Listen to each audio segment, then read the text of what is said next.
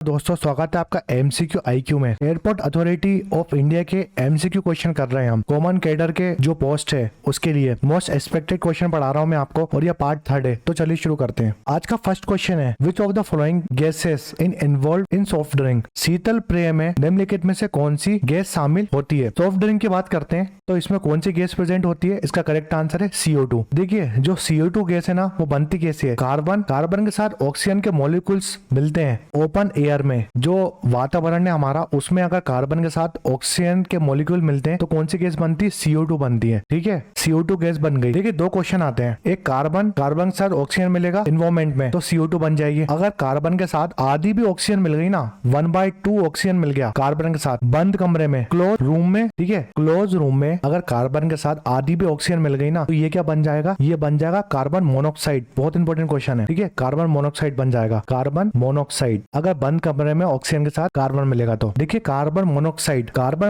अगर ब्लड के साथ रिएक्ट कर जाती है, हमारे ब्लड में हीमोग्लोबिन होता है, हीमोग्लोबिन के साथ अगर कार्बन मोनोऑक्साइड बाइंड कर देती है तो क्या होता है? ये परमानेंट मॉलिक्यूल्स बना लेती है। ठीक है, बहुत इंपॉर्टेंट क्वेश्चन है। अगर ब्लड के साथ कार्बन मोनोऑक्साइड गैस जो होती है ना, वो बाइंड कर जाती है तो परमानेंट मॉलिक्यूल्स बना लेती है। उस मॉलिक्यूल को हम क्या बोलते हैं? कार्बोक्सी हेमोग्लोबिन बोलते हैं, जिसकी वजह से डेथ हो जाती है क्योंकि ऑक्सीजन की कमी कर देती है। ठीक है, कार्बन मोनोऑक्साइड। तो कार्बन मोनोऑक्साइड एक नेचुरल गैस है, स्लीपिंग डेथ बोलते हैं जिसको, पॉइजनस गैस भी है, मौत हो जाती है इससे। ये ग्रीन हाउस इफेक्ट शो करती है कार्बन मोनोऑक्साइड। ये व्हीकल जो अपने गाड़ी वगैरह चलती है ना, व्हीकल गैस है, सबसे ज्यादा हाईली पोल्यूटेट करती है, हाई पोल्यूशन गैस है कार्बन मोनोऑक्साइड। बहुत इंपॉर्टेंट क्वेश्चन है, कार्बन मोनोऑक्साइड के बारे में आपको पता होना चाहिए इतना। CO2 जो है ना, CO2 कोल्ड ड्रिंक में यूज होती है, सॉफ्ट ड्रिंक जितनी होती है उसमें CO2 होती है। और CO2 कहां पर ही होती है? एसिड रेन, जो एसिड रेन होता है ना, उसमें यूज करते हैं हम CO2 का। CO2 का फुल फॉर्म है कार्बन डाइऑक्साइड। कार्बन डाइऑक्साइड आपको पता होना चाहिए, ये फुल फॉर्म आ जाता है एग्जाम में। कार्बन डाइऑक्साइड बोलते हैं CO2 को। एसिड रेन में यूज होती है, कोल्ड ड्रिंक में यूज होती है, और ये नॉन पॉल्यूटिंग गैस है। ठीक है, नॉन पॉल्यूटिंग गैस है, पोल्यूशन नहीं करती ये गैस CO2। दूसरी बात करते हैं, ये जो CO2 गैस है ना, वो एसिड रेन कैसे कराती है? ये मैं आपको बताता हूँ एसिड रेन कैसे कराती है CO2। देखिए एक कोई व्हीकल है, ये कोई गाड़ी है, व्हीकल है, ठीक है, इसमें क्या प्रेजेंट होता है? जब धुआं निकलता है ना गाड़ी से, दो धुआं निकलता है, उसमें कार्बन, नाइट्रोजन और ऑक्सीजन, सल्फर प्रेजेंट होता है। कार्बन, नाइट्रोजन और सल्फर प्रेजेंट होता है। व्हीकल पोल्यूशन जो होता है ना, उसमें कार्बन, नाइट्रोजन, सल्फर प्रेजेंट होता है। अगर कार्बन, नाइट्रोजन और सल्फर ऑक्सीजन से बाइंड करेगा तो ये क्या बना देगा? कार्बन बना लेगा ऑक्सीजन से बाइंड करके। अभी बताया था मैंने, CO2 बना लेगा, कार्बन डाइऑक्साइड बना लेगा। अगर ऑक्सीजन N से मिलेगा तो NO2 बना लेगा, और ऑक्सीजन सल्फर से मिलेगा तो SO2 बना लेगा। ठीक है, ये गैस बन गई, CO2 बन गई, NO2 बन गई और SO2 बन गई। अब जो ये तीनों गैस है ना, ये हवा में रहेंगी तो ऊपर जाएंगी, क्लाउड है, ठीक है, क्लाउड में जाएंगे। क्लाउड में क्या है? वाटर है। जब ये तीनों गैस वाटर के साथ रिएक्ट करेंगे क्लाउड में जाकर, ठीक है, ये ऊपर जाएंगी ना, नीचे से गैसें ऊपर ही तो जाती हैं क्लाउड के पास। तो जब ये क्लाउड के पास जाएंगी ना, वाटर से रिएक्ट करेंगी ये तीनों गैसेस, तो ये क्या बना लेंगी? CO2 क्या बना लेगी? वाटर के साथ मिल गया H2CO3, जिसको हम बोलते हैं कार्बोनिक एसिड। ये एसिड बना लेगी, कार्बोनिक एसिड हो गया CO3, H2CO3। NO2 क्या बना लेगा? वाटर के साथ मिलके HNO3, जिसको हम क्या बोलते हैं? इसको बोलते हैं नाइट्रिक एसिड। ये बना लेगा नाइट्रिक एसिड। और SO2 क्या बना लेगा? वाटर के साथ मिलकर H2SO4, जिसको हम बोलते हैं सल्फ्यूरिक एसिड बोलते हैं। और ये तीनों गैस है ना, कार्बोनिक एसिड, नाइट्रिक एसिड और सल्फ्यूरिक एसिड, ये एसिड रेन कराती हैं। ठीक है, ये एसिड रेन कराती हैं ये तीनों गैसेस, इसलिए बहुत इंपॉर्टेंट है। कभी क्वेश्चन आ जाए कि कार्बन, नाइट्रोजन और सल्फर ये एसिड भी है क्या? हाँ, ये बिल्कुल एसिड है, ये एसिड भी बनते हैं। ठीक है, तो आपको पता होना चाहिए, और ये एसिड रेन कराते हैं। बहुत इंपॉर्टेंट क्वेश्चन है। नाइट्रोजन जिसको N2 बोलते हैं, ये गैस 78.09% वॉल्यूम जो है ना नाइट्रोजन की, वो एयर में प्रेजेंट है। याद रखना है 78 सबसे ज्यादा नाइट्रोजन मिलती है एयर में। ऑक्सीजन की बात करते हैं, ऑक्सीजन का सिंबल O है, एटॉमिक नंबर 8 है इसका। हाइड्रोजन की बात करते हैं, सिंबल H है इसका, एटॉमिक नंबर 1 है। नेक्स्ट क्वेश्चन है, indirect tax are generally of. अप्रत्यक्ष कर आमतौर पर होता है तो रिग्रेसिव नेचर का होता है। जो इनडायरेक्ट टैक्स होता है ना, वो रिग्रेसिव नेचर का होता है। देखिए रिग्रेसिव नेचर क्या होता है? जब भी इनकम, जो आपकी इनकम होती है ना, या बढ़ेगी या घटेगी, कुछ भी हो, इनकम आपकी कम हो रही है या बढ़ रही है, जो रिग्रेसिव टैक्स जो टैक्स होता है ना, वो हमेशा बढ़ेगा। आपकी इनकम बढ़े या घटे, रिग्रेसिव टैक्स हमेशा बढ़ेगा। जो आपका प्रोग्रेसिव टैक्स है ना, प्रोग्रेसिव नेचर कैसा है टैक्स का? अगर आपकी इनकम बढ़ती है, सपोज आपकी इनकम बढ़ गई, तो प्रोग्रेसिव नेचर क्या होता है? इनकम बढ़ेगी तो टैक्स भी बढ़ेगा। ठीक है, याद रखना, इनकम बढ़ेगी तो टैक्स भी बढ़ेगा, प्रोग्रेसिव नेचर ये होता है। मगर रिग्रेसिव नेचर क्या होता है? अगर इनकम बढ़ेगी तो टैक्स बढ़ेगा, इनकम कम होगी जब भी टैक्स बढ़ेगा। मगर प्रोग्रेसिव टैक्स में ये है कि इनकम बढ़ेगी जब भी टैक्स बढ़ेगा। तो प्रोपोर्शनल टैक्सेशन क्या होता है? इसमें क्या होता है? जो टैक्स रेट होता है ना, सबके लिए बराबर होता है, एप्लीकेबल होता है सब लोग के लिए। Same tax rate is applicable for all, सबके लिए टैक्स बराबर होता है। मगर प्रोग्रेसिव टैक्स में क्या होता है कि टैक्स बढ़ेगा आपका तो इनकम भी बढ़ेगी, अगर आपकी इनकम बढ़ेगी तो टैक्स बढ़ेगा। प्रोग्रेसिव नेचर में ही होता है। रेग्रेसिव नेचर में क्या होता है, मान लीजिए कोई पर्सन है, उसकी इनकम कम हुई, इनकम कम हो या बढ़े, मगर टैक्स तो बढ़ेगा, टैक्स को कोई मतलब नहीं है। तो दो टाइप के टैक्स होते हैं हमारे, एक डायरेक्ट टैक्स होता है, दूसरा इनडायरेक्ट टैक्स होता है। तो डायरेक्ट टैक्स की ट्रिक बताता हूँ आपको। विप्रो बोलते हैं, विप्रो कंपनी का नाम सुना ना, Wipro.in कंपनी का नाम है विप्रो। तो वी से कौन सा टैक्स है, वेल्थ टैक्स, वी से वेल्थ टैक्स आता है, प्रो से प्रॉपर्टी टैक्स, ये हमारा डायरेक्ट टैक्स है। फिर सीओ से कॉर्पोरेट टैक्स और IN से इनकम टैक्स। इनकम टैक्स भी कौन सा टैक्स है, ये डायरेक्ट टैक्स में आता है। फिर इनडायरेक्ट टैक्स में जीएसटी टैक्स आता है, गुड्स एंड सर्विस टैक्स, बहुत इंपॉर्टेंट है। डायरेक्ट क्वेश्चन आता है कि जीएसटी कौन सा टैक्स है, इनडायरेक्ट टैक्स। और कस्टम ड्यूटी टैक्स आता है। इनडायरेक्ट टैक्स भी बहुत सारे टाइप के होते हैं। इसके ट्रिक है एक्सक्यूज मी।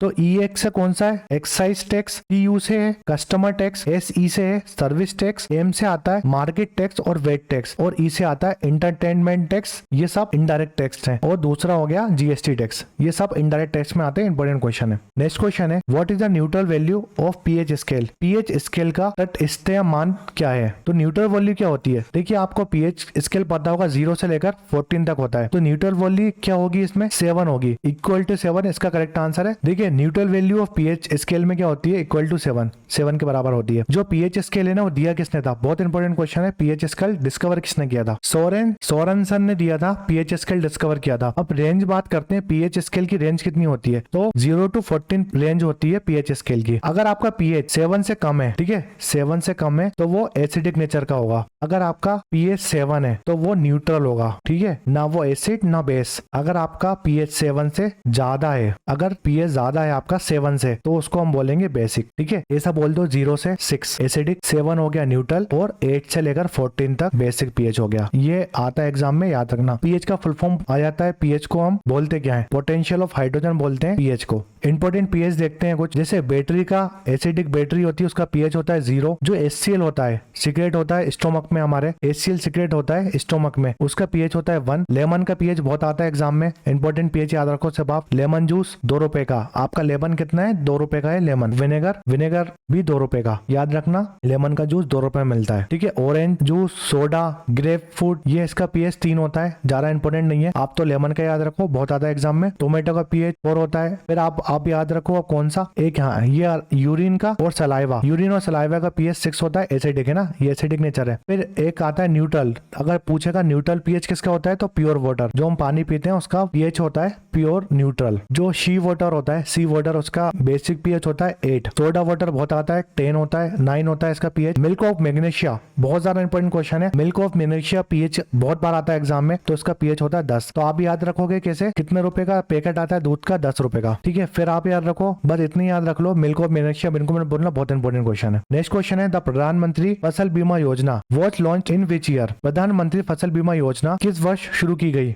देखिए प्रधानमंत्री फसल बीमा योजना ये स्टार्ट हुई थी 13 जनवरी 2016 में, तो इसका करेक्ट आंसर हो गया 2016। जो प्रधानमंत्री फसल बीमा योजना है ना, वो कौन सी मिनिस्ट्री के अंदर आती है, तो मिनिस्ट्री का नाम याद रखिए आप, हम बोलते हैं ministry of agriculture and farmer welfare. Ministry of agriculture and farmer welfare के अंदर आती है प्रधानमंत्री फसल बीमा योजना। एक क्वेश्चन अभी आ सकता है 2023 में, कौन सी स्टेट है, कौन सी स्टेट है इंडिया की, उसने टॉप करा है इम्प्लीमेंटेशन ऑफ प्रधानमंत्री फसल बीमा योजना में। इसका सीधा सीधा क्वेश्चन क्या है, ऐसी स्टेट कौन सी है जिसने इम्प्लीमेंट कराए बड़े स्तर में प्रधानमंत्री फसल बीमा योजना का, ठीक है। तो कर्नाटका ने टॉप करा है फसल बीमा योजना वो इम्प्लीमेंट करने में, ठीक है, कर्नाटका इसका आंसर है। फसल बीमा योजना, ये क्वेश्चन क्यों आया था, क्योंकि प्रधानमंत्री फसल बीमा योजना को 5 साल कंप्लीट हो गए 2021 में। तो प्रधानमंत्री फसल बीमा योजना है क्या, 2016 में स्टार्ट हुई थी। ये इंश्योरेंस कवर करती है, अगर आपकी क्रॉप खराब हो जाती है, ठीक है, आपकी क्रॉप खराब हो जाती है नेचुरल रिस्क से, जो नेचुरल डिजास्टर हो जाता है ना, या बाढ़ आ गई या सुनामी वगैरह, ये तूफान वगैरह से आपकी फसल खराब हो जाती है, उसके लिए इंश्योरेंस होता है प्रधानमंत्री फसल बीमा योजना में। तो अगर आपने प्रीमियम भरा है प्रधानमंत्री फसल बीमा योजना का, तो आपको उसका कवर मिलेगा, आपको पैसे मिलेंगे उसके बदले, जो भी आपकी क्रॉप खराब होगी, ठीक है, याद रखना, इंपॉर्टेंट क्वेश्चन है। तो एग्जाम में क्वेश्चन आता है, जो प्रधानमंत्री फसल बीमा योजना है ना, उसका प्रीमियम क्या है, उसका प्रीमियम क्या है, ये याद रखो आप। तो देखिए खरीफ क्रॉप, जो खरीफ क्रॉप होती है ना, उसके लिए प्रीमियम है इसका 2%। एग्जाम में बहुत क्वेश्चन आता है वाला। दूसरा जो रबी क्रॉप है हमारी, उसके लिए प्रीमियम है 1.5%। और तीसरा जो कैश क्रॉप है, वो कैश क्रॉप है, उसके लिए प्रीमियम कितना है 5%। तो ये तीनों प्रीमियम याद रखिए, इंपॉर्टेंट क्वेश्चन है। नेक्स्ट क्वेश्चन है when is MSME day celebrate? MSME दिवस कब मनाया जाता है? तो MSME का फुल फॉर्म क्या है? Micro small medium enterprises. ठीक है, ये दिन हम कब बनाते हैं? 27 जून को। इसका करेक्ट आंसर है 27 जून को। और ये कौन सी मिनिस्ट्री के अंदर आता है? ये कौन सी मिनिस्ट्री बनाती है? मिनिस्ट्री ऑफ MSME ये बनाती है। ये सेलिब्रेट करती है कौन सा दिन? उद्यमी भारत MSME डे। ठीक है, इसको हम बोलते हैं उद्यमी भारत MSME डे। 27 जून को बनाते हैं हम। इसकी थीम क्या थी? इसकी थीम भी पूछ सकता है 2023 की, क्योंकि इंपॉर्टेंट क्वेश्चन है। 2023 की थीम है empowering MSME for sustainable future. Sustainable future इसकी थीम है। जो हमारा MSME है ना, इसने कुछ लॉन्च करा है, कुछ स्कीम लॉन्च करी है। इस डिपार्टमेंट ने कौन कौन सी स्कीम लॉन्च करी है? तो एक चैंपियन स्कीम, चैंपियन पोर्टल है इनका, ये याद रखो। कभी कभार पोर्टल से क्वेश्चन आ जाता है कि चैंपियन पोर्टल कौन सी मिनिस्ट्री का है। तो चैंपियन पोर्टल 2.0 लॉन्च करा MSME ने। दूसरा पोर्टल है लीन स्कीम लॉन्च करी इनने। और तीसरी रैंप स्कीम। जो रैंप स्कीम है बहुत बार आ चुका है एग्जाम में। Ramp scheme world bank plus MSME ने मिलकर खोली है। वर्ल्ड बैंक ने लोन दिया है रैंप स्कीम के लिए। किसको? MSME को। नेक्स्ट क्वेश्चन है when was the Indian space research organisation establish? भारतीय अंतरिक्ष अनुसंधान संगठन इसरो की स्थापना कब हुई? इसका करेक्ट आंसर है 1969 में। इसरो का हेडक्वार्टर कहाँ पर है? बेंगलोर में। एग्जाम में क्वेश्चन आता है। इसरो का पहला नाम था इनकोस्पर बोलते थे इसरो को। विक्रम साराभाई प्रोफेसर थे, चेयरमैन थे इसके। 15 अगस्त 1969 में बना था इसरो। इंपॉर्टेंट क्वेश्चन है। प्रेजेंट की बात करते हैं। एस सोमनाथन इसके चेयरमैन है इसरो के। अपकमिंग जो मिशन है इसरो के, एक है चंद्रयान 3, गगनयान और आदित्य L1, ये तीनों लॉन्च हो चुके हैं। तो मैं आपको कुछ इंपॉर्टेंट क्वेश्चन बताऊंगा। आदित्य L1 की बात करेंगे हम। फिर जो नेशनल डेवलपमेंट काउंसिल है वो 52 में स्टेब्लिश हुआ था और विश्व हिंदू परिषद 64 में बना था। ठीक है, याद रखना, इंपॉर्टेंट क्वेश्चन है। देखिए आदित्य L1 हमारा सन का मिशन है ना, सूर्य पे मिशन गया है आदित्य L1, ये इंपॉर्टेंट क्वेश्चन है। तो आदित्य L1 जो मिशन है सन मिशन है। सन मिशन किसका है? इसरो का। तो इससे इंपॉर्टेंट क्वेश्चन क्या क्या बनेंगे? पहला क्वेश्चन आता है आदित्य L1 लॉन्च हुआ है कौन से रॉकेट से? बहुत इंपॉर्टेंट क्वेश्चन है, एग्जाम में जरूर आएगा। इस रॉकेट का नाम बिल्कुल मत बोलना। PSLV P57 रॉकेट था जिससे आदित्य L1 मिशन लॉन्च करा है। 125 दिन लगेंगे आदित्य L1 को। L1 पॉइंट में जाना है, L1 पॉइंट में जाना है आदित्य L1 को, जिसके लिए 125 दिन लगेंगे आदित्य L1 को पहुंचने के लिए। L1 का फुल फॉर्म है लैग्रेंज पॉइंट बोलते हैं L1 को। जो सरफेस ऑफ अर्थ से L1 की डिस्टेंस है वो कितनी है? 15 लाख किलोमीटर की डिस्टेंस है L1 पॉइंट की अर्थ से। ठीक है, तीसरा क्वेश्चन क्या आता है? ये स्पेसक्राफ्ट जो गया है वो कौन से ऑर्बिट में जाएगा? तो हालो ऑर्बिट में जाएगा ये स्पेसक्राफ्ट। बहुत इंपॉर्टेंट क्वेश्चन तीनों, तो आप याद रखो। इसका रॉकेट नेम तो बिल्कुल बोलना L1 का। नेक्स्ट क्वेश्चन है which of the following Indian first paperless budget? निम्नलिखित में से कौन सा भारत का पहला पेपरलेस बजट था? इसका करेक्ट आंसर है यूनियन बजट 2021 वाला, 21-22 वाला पेपरलेस बजट था फर्स्ट। तो 1 फरवरी 2021 में फाइनेंस मिनिस्टर हमारी निर्मला सीतारमन ने प्रेजेंट किया था फर्स्ट पेपरलेस बजट, क्योंकि कोविड-19 था उसके तात्पर्य पे ये फर्स्ट पेपरलेस बजट पेश किया था। ठीक है, याद रखना है। देखिए जो बजट वर्ड है ना, वो हमारे कॉन्स्टिट्यूशन में लिखा ही नहीं गया। हमारे कॉन्स्टिट्यूशन में क्या लिखा? एनुअल फाइनेंस स्टेटमेंट, आर्टिकल 112 में आता है एनुअल फाइनेंस स्टेटमेंट लिखा गया है कॉन्स्टिट्यूशन में, बजट वर्ड नहीं लिखा गया है। ठीक है, दूसरा क्वेश्चन क्या आ सकता है? अगर मैंने आपसे पूछा था कि फर्स्ट पेपरलेस बजट 2021 से 22 वाले बजट सेशन में पेश हुआ था, अगर क्वेश्चन आता है कि कौन सी स्टेट है जिसने फर्स्ट पेपरलेस बजट दिया था लेजिस्लेटिव असेंबली में अपनी, तो उत्तर प्रदेश ऐसी स्टेट है इंडिया की जिसने फर्स्ट इंडियन स्टेट है ये जिसने पेपरलेस बजट दिया है। ठीक है, याद रखना, इंपॉर्टेंट क्वेश्चन है। नेक्स्ट क्वेश्चन है which of the following bank have partnered with LIC to sell its products? निम्नलिखित में से किस बैंक ने अपने उत्पाद बेचने के लिए LIC के साथ साझेदारी की है? तो इसका करेक्ट आंसर है सारस्वत कॉर्पोरेशन बैंक। LIC की बात करते हैं। LIC insurance and finance service industry है हमारे इंडिया की। इसके चेयरमैन बहुत इंपॉर्टेंट है, सिद्धार्थ मोहंती इसके चेयरमैन है, बहुत आता है एग्जाम में। LIC बना कब था? LIC बना था 1 सितंबर 1956 में। इंपॉर्टेंट क्वेश्चन है। इसका हेडक्वार्टर न्यू दिल्ली में और इसके MD पूछ सकता है, MD 2 हैं इसके, M जगन्नाथ और ताबलेश पांडे, मगर आप चेयरमैन याद रखो, इंपॉर्टेंट क्वेश्चन है, सिद्धार्थ मोहंती। नेक्स्ट क्वेश्चन है which of the following NABARD project aim for digitalisation of SHG निम्नलिखित में से किस नाबार्ड परियोजना का उद्देश्य SHG डिजिटलाइजेशन करना है या डिजिटलीकरण करना है? इसका करेक्ट आंसर है ई शक्ति। नाबार्ड बना कब था? नाबार्ड बना था 12 जुलाई 1982 में। ये रेगुलेटिंग बॉडी है इंडिया की। ये इसका पर्पस क्या है? नाबार्ड बनने का पर्पस क्या है? एग्रीकल्चर डेवलपमेंट करना, रूरल डेवलपमेंट करना, क्रेडिट प्लानिंग करना, रेफरेंस सुपरविजन ऑफ रीजनल, जो रीजनल रूरल बैंक है उसको संभालता है नाबार्ड। ठीक है, इसका हेडक्वार्टर बॉम्बई में और ये फाइनेंस मिनिस्ट्री के अधीन आता है। इसके चेयरमैन काफी इंपोर्टेंट है, शहीद जी केवी इसके चेयरमैन है। नेक्स्ट क्वेश्चन है, देश is the first women hockey player to receive the Rajiv Gandhi Khel Ratna award. देश राजीव गांधी खेल रत्न पुरस्कार पाने वाली पहली महिला हॉकी खिलाड़ी है। ठीक है, पहली महिला हॉकी खिलाड़ी पूछा है, इसका करेक्ट आंसर रानी रामपाल। देखिए, जो राजीव गांधी खेल रत्न अवार्ड है ना, उसका नाम बदल के रख दिया है मेजर ध्यानचंद खेल रत्न अवार्ड। तो इंपोर्टेंट क्वेश्चन है, याद रखो आप, इसका नाम बदल दिया है। तो राजस्थान स्टेट है हमारी, राजस्थान स्टेट ने एक स्पोर्ट पर्सन के लिए अवार्ड निकाला है। स्पोर्ट पर्सन, जो भी स्पोर्ट पर्सन है राजस्थान के, उनके लिए अवार्ड निकाला है क्या? राजीव गांधी खेल रत्न अवार्ड। क्योंकि ये बंद कर दिया था मोदी गवर्नमेंट ने, राजीव गांधी खेल रत्न अवार्ड का नाम चेंज कर दिया, ध्यानचंद खेल रत्न अवार्ड रख दिया। तो राजस्थान में कांग्रेस गवर्नमेंट है, कांग्रेस ने एक नया अवार्ड निकाला राजस्थान के लिए, जिसको हम राजीव गांधी खेल रत्न अवार्ड बोलते हैं। तो दोनों में कंफ्यूज मत होना आप, इसलिए मैंने आपको ये अवार्ड भी बता दिया। तो रानी रामपाल हॉकी प्लेयर थी और एक कप्तान भी रह चुकी है इंडिया प्लेयर की, हॉकी टीम की। तो इंपोर्टेंट क्वेश्चन है। और रानी रामपाल इंडिया की फर्स्ट वुमेन हॉकी प्लेयर ऐसी है जिनके नाम पे स्टेडियम बना है। ठीक है, रानी गर्ल्स हॉकी टफ बना हुआ है इनके नाम पे। इनके नाम पे एक टफ बना हुआ है, रानी गर्ल्स हॉकी टफ। ये कहां पर बना है? रायबरेली यूपी में। तो रानी रामपाल कौन सी स्टेट की है? हरियाणा स्टेट की है। ठीक है, एयरपोर्ट अथॉरिटी ऑफ इंडिया के मोस्ट एक्सपेक्टेड क्वेश्चन का पार्ट 3 था। कॉमन कैडर की बहुत सारी पोस्ट आई है। अगर आप प्रिपरेशन कर रहे हैं तो आपके लिए बहुत इंपॉर्टेंट सीरीज है, क्योंकि बहुत ज्यादा एक्सप्लेन करता हूँ और बहुत इंपॉर्टेंट क्वेश्चन में लेके आता हूँ आपके लिए। अगर आपको वीडियो पसंद आए तो लाइक करें, शेयर करें और सब्सक्राइब करना बिल्कुल ना भूलें चैनल को। कमेंट सेक्शन में कमेंट करके बताएं कि वीडियो कैसा लगा। टेलीग्राम चैनल ज्वाइन कर लीजिए, जहां पर आपको PDF मिल जाएगी। Thanks for watching MCQ IQ।